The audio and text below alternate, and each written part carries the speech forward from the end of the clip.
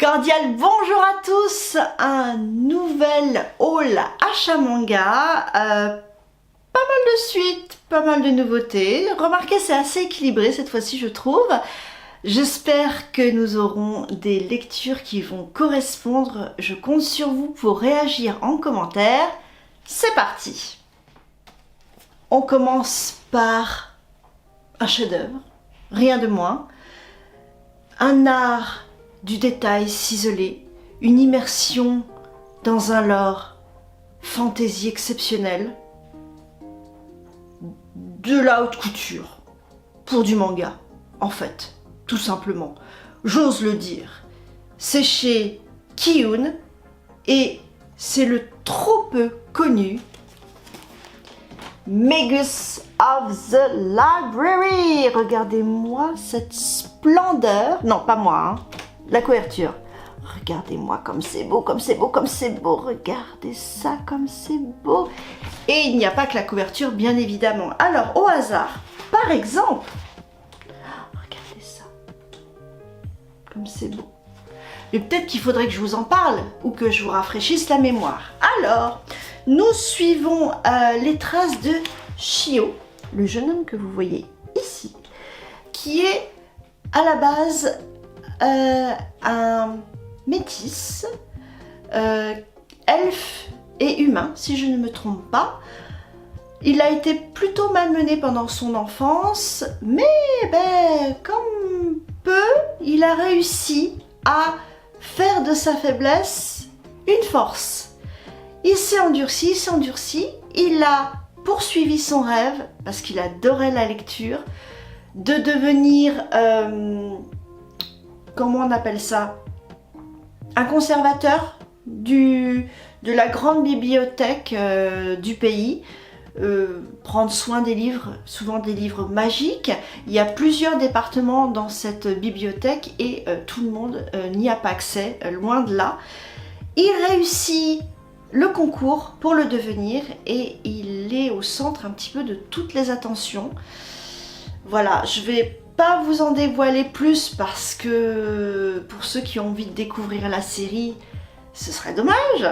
Là, on en est donc au 7e tome.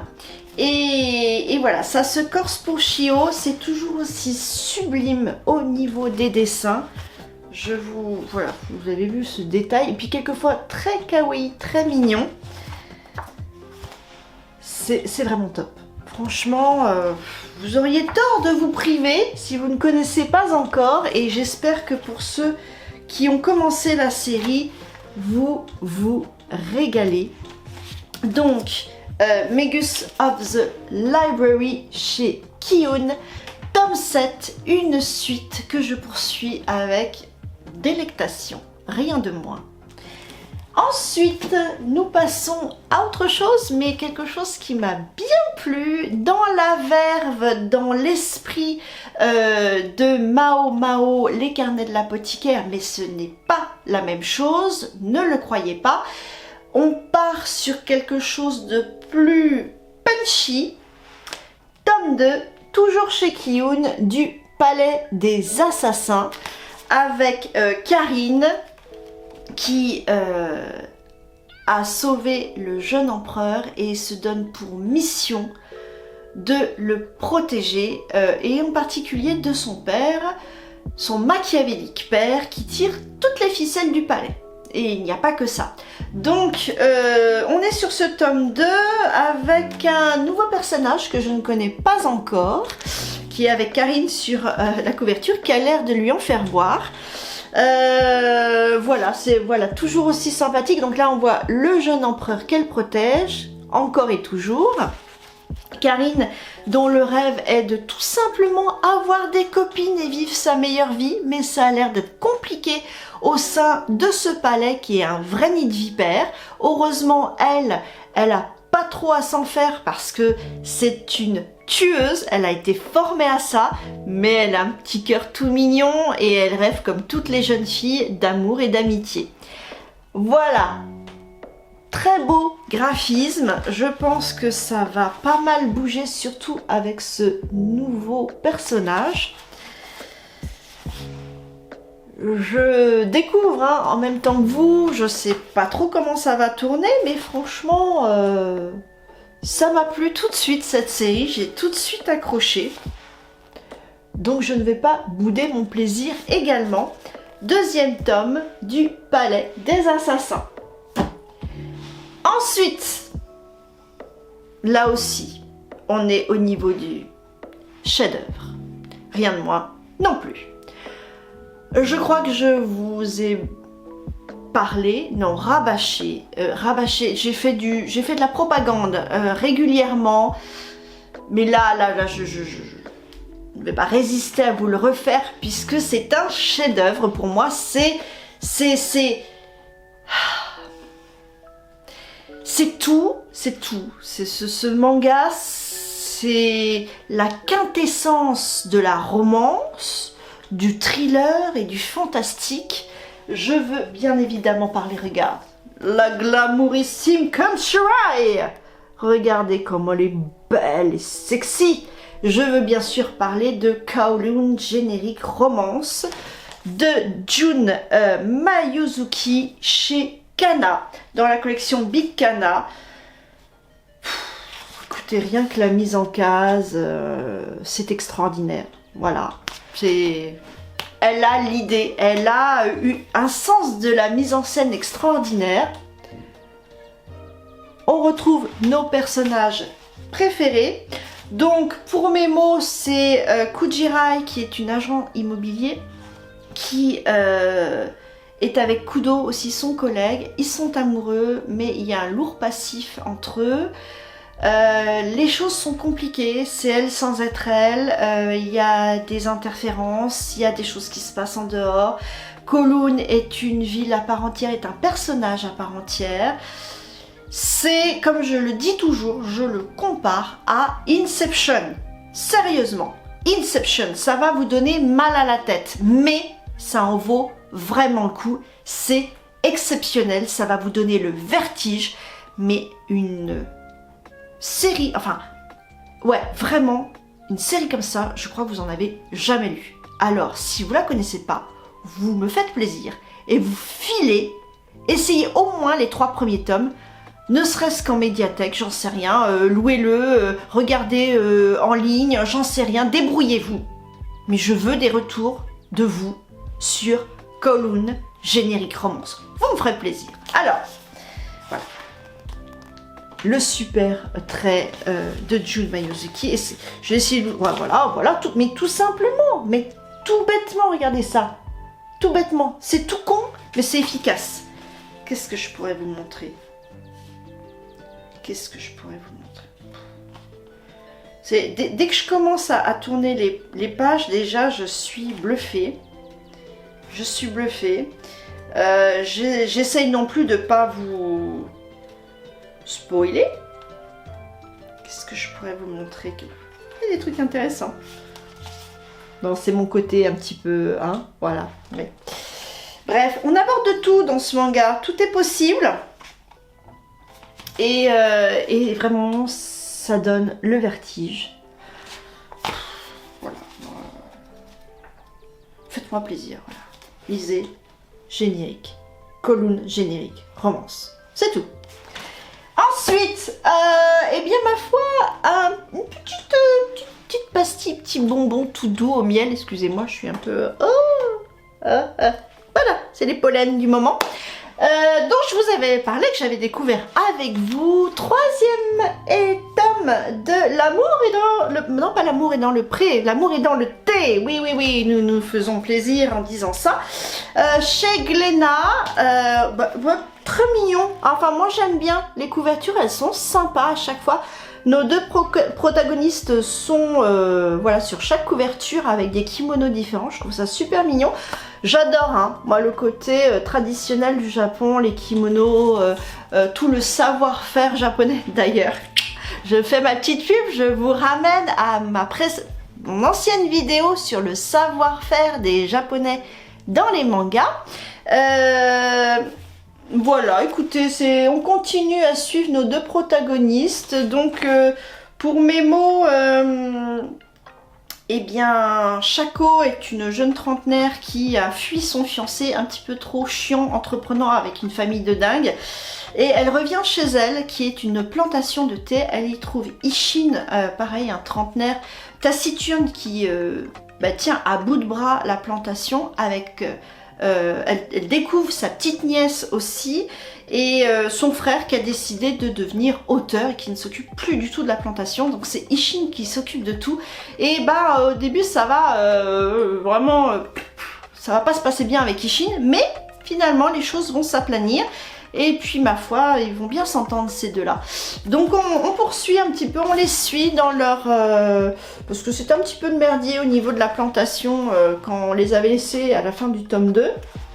Mais je pense que ils ont plus d'un tour dans leur sac. Donc je pense que ça devrait s'aplanir, mais on n'est certainement pas au bout de nos peines. Donc voilà, L'amour est dans le thé chez Glénat, tome 3 de Umebashi Yamanaka.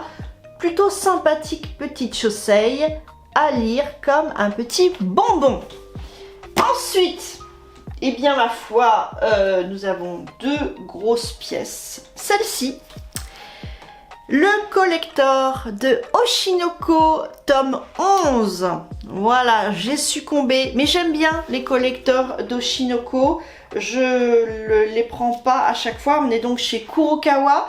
Mais là, voilà, une jaquette plutôt sympathique, alternative bien sûr, mais des petites cartes et surtout des fonds d'écran, c'est plutôt sympathique, c'est utile.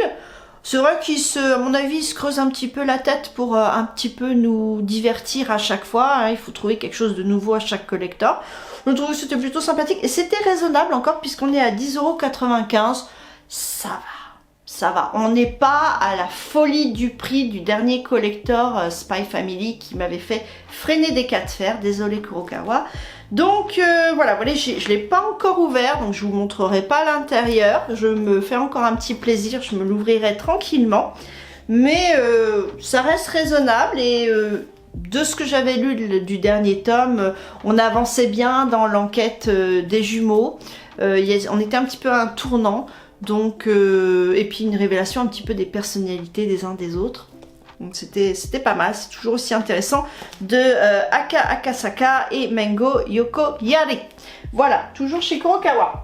Et on finit avec un gros pavé.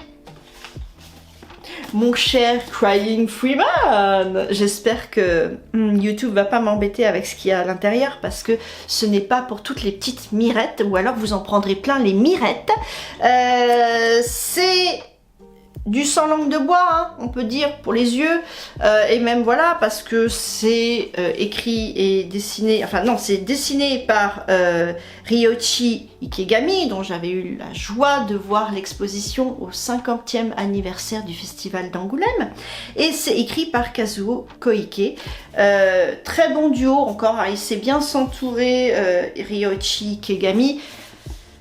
C'est, je crois, un de ses titres préférés, un de ses titres préférés, ouais. C'est vraiment, ou alors c'est parce que j'avais bien aimé le film aussi.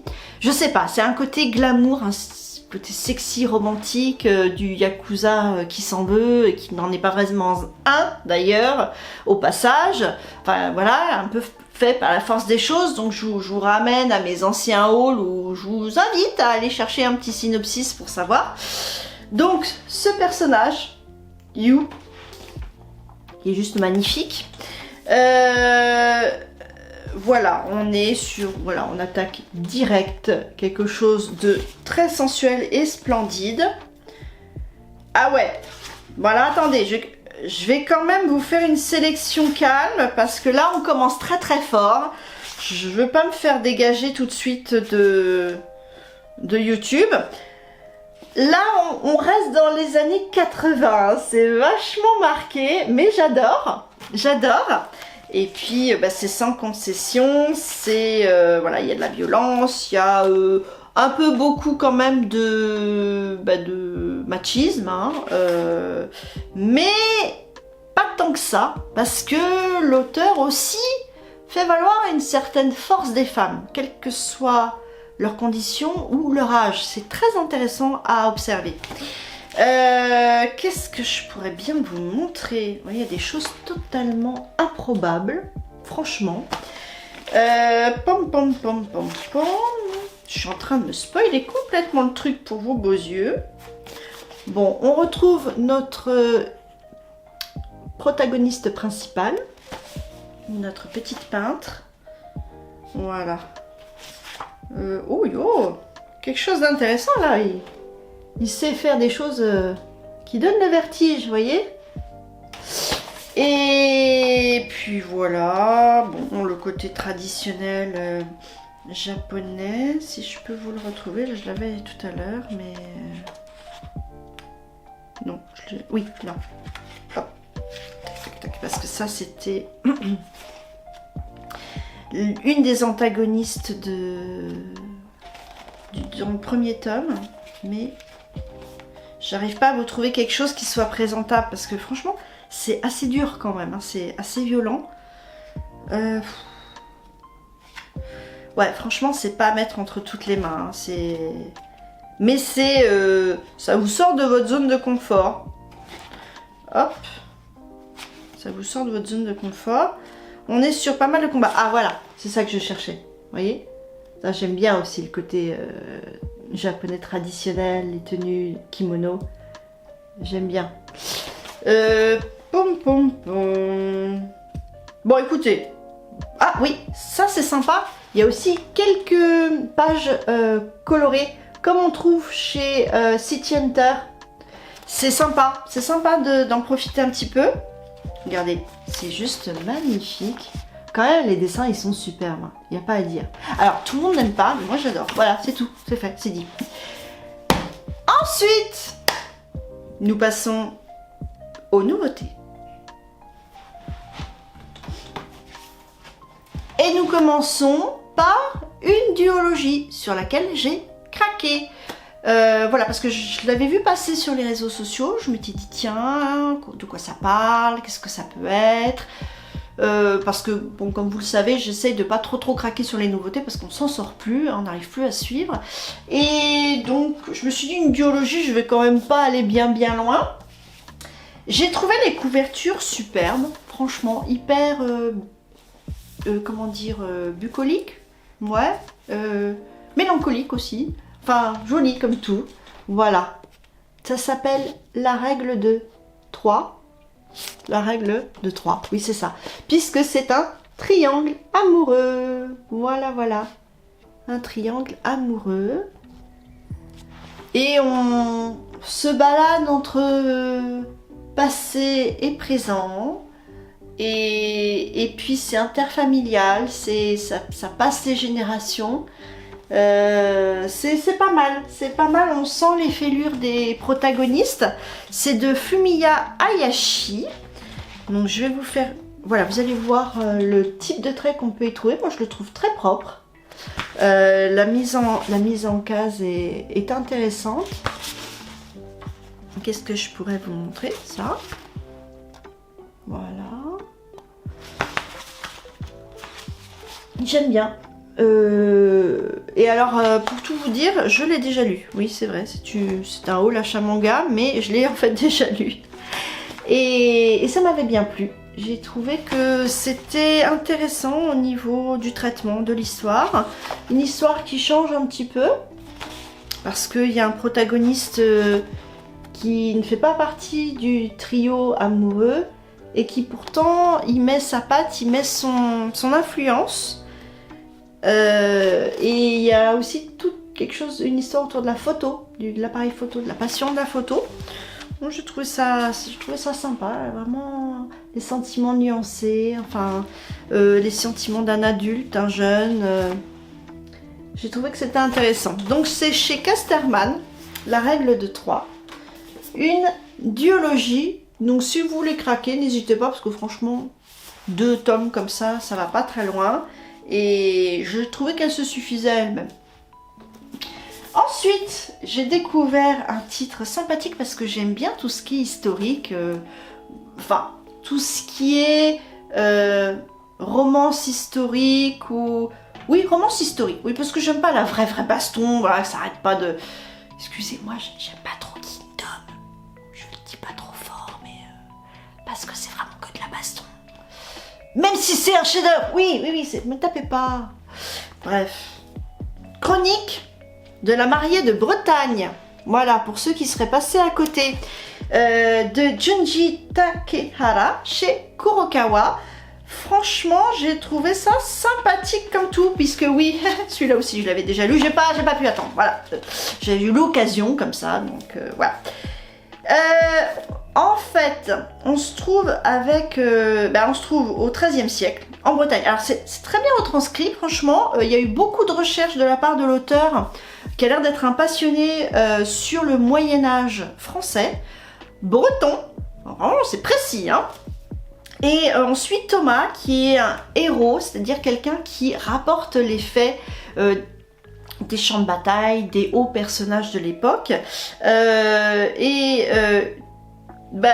sais pas, de fil en aiguille, se retrouve à devoir trouver une épouse pour l'héritier du duc de Bretagne, qui est ultra puissant, qui est son protecteur, et donc il se rend à un tournoi, il essaye de trouver André le Blot, et en fait, à défaut d'André le Blot, il trouve André et sa fille, qui se fait passer pour lui, et qui veut se venger de l'assassinat de son père. Donc, on est sur une fille, mais alors j'ai adoré l'héroïne. C'est une folle furieuse, j'ai adoré. Donc Thomas va avoir beaucoup de difficultés avec André, mais au fur et à mesure, je pense qu'il va réussir à s'adapter, mais les débuts sont assez costauds. Donc là, voici notre cher Thomas, qui est sur le champ de bataille. Voilà, il fait son job de héros, et là, qu'est-ce qu'il voit? Il le sait pas encore, mais c'est André, la folle furieuse des combats, des champs de bataille, des tournois. Elle a pas peur, la demoiselle, hein. Elle a pas froid aux yeux, hein. Ouh là là là là là. Et puis alors, elle est prête à même castagner le duc de Bretagne, quoi. C'est vous dire, c'est impressionnant. Regardez-moi ça, hein. C'est pas une Valkyrie, ça, hein. Donc, voilà, hein. Non, c'est hyper intéressant. Il y a des beaux combats. Il y a cette quête de vengeance d'André qu'on essaye de... on est comme Thomas, on essaye de suivre, on comprend pas trop. On essaye de la freiner, mais c'est difficile de la contenir.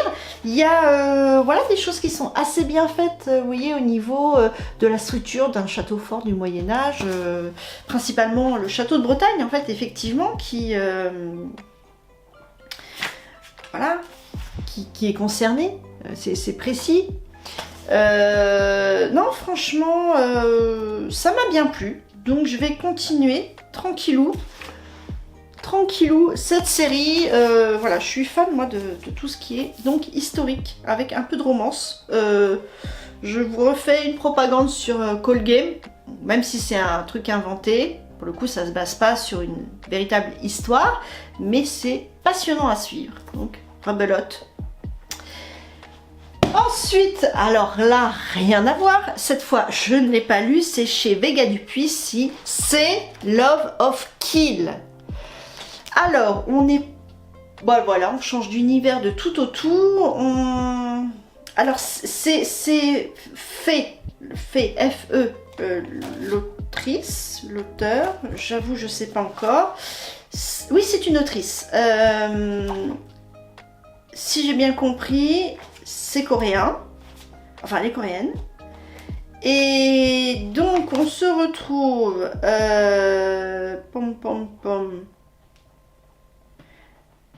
Ouais, en fait, on se retrouve avec un tueur qui se retrouve pourchassé par une chasseuse de tête. Sauf que... il a l'air de crusher totalement sur elle. Et bon, on sait pas trop ce qu'il cherche. Et je le vends pas très bien, pour tout dire. Je le vends pas très bien, mais c'est quand même considéré comme un shoujo. Ça a l'air de bouger un peu dans tous les sens. Alors, je suis peut-être pas totalement fan du dessin, mais j'aime bien un petit peu ce genre de... où filles et garçons se jaugent et se castagnent. Je trouve que c'est bien, c'est très sain. On est quand même, à mon avis, sur une enquête. Voilà, on se traque, on se cherche. Mais ça peut être sympa à la lecture. Donc je me laisse le bénéfice du doute. Ça peut être super sympa. Je vous donnerai un retour. Voilà, c'est à tenter. Honnêtement, Vega Dupuis a souvent de très bons titres. Je leur fais plutôt confiance. Hein, Sébastien, je lui fais confiance. Je pense qu'en général, tu sais bien choisir. Hein. Bah, de toute façon, malgré tout, c'est hyper Pepsi au niveau du trait. Donc je pense que l'histoire est sympa. À voir. Mais je tente le coup, en tout cas. Je tente le coup. Donc, voilà. Love of Kill, tout un programme chez Vega Dupuis. Et on finit. Alors là, j'ai carrément... Bah, ils étaient disponibles, alors j'allais pas me priver, mais on finit avec carrément 2 tomes. 2. Pas pour le prix d'un, mais 2. J'aurais aimé. Mais c'est pas grave, je leur en veux pas.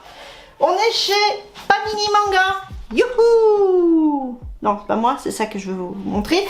Est-ce que vous avez vu Sword of the Demon Hunter de Kijin Gento Sho? Ça vous parle?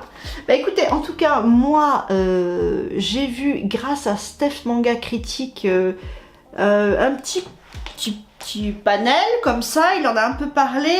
Lui, il aime bien tout ce qui est samouraï, il aime bien tout ça. Moi, j'aime bien, petite dose, mais j'aime bien. Mais alors, du coup, ça parlait démons, ça parlait yokai, démons. Vous savez que je suis Madame Yokai, donc, en plus, dans un Japon féodal, ça avait l'air de matcher, hein. Je pense que ça matche pas mal avec moi.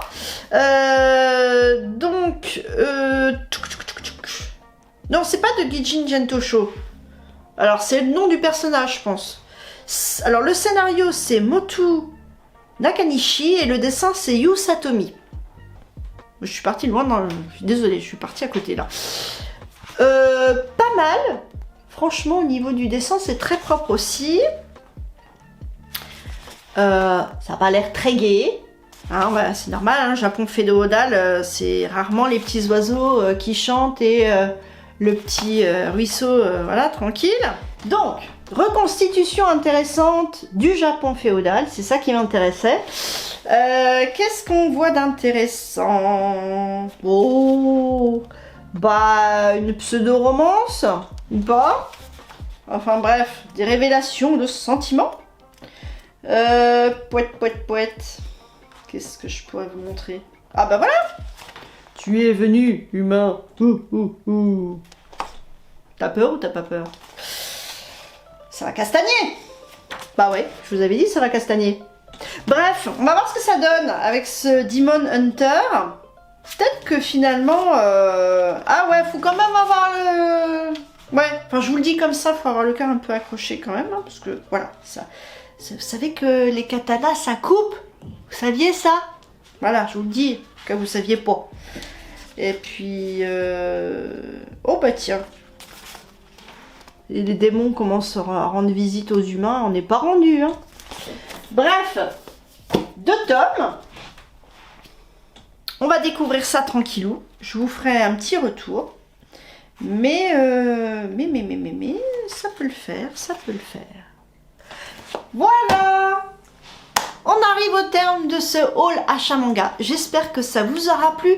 Si vous avez des retours sur les titres que je vous ai présentés, bah, faut pas hésiter à les mettre en commentaire.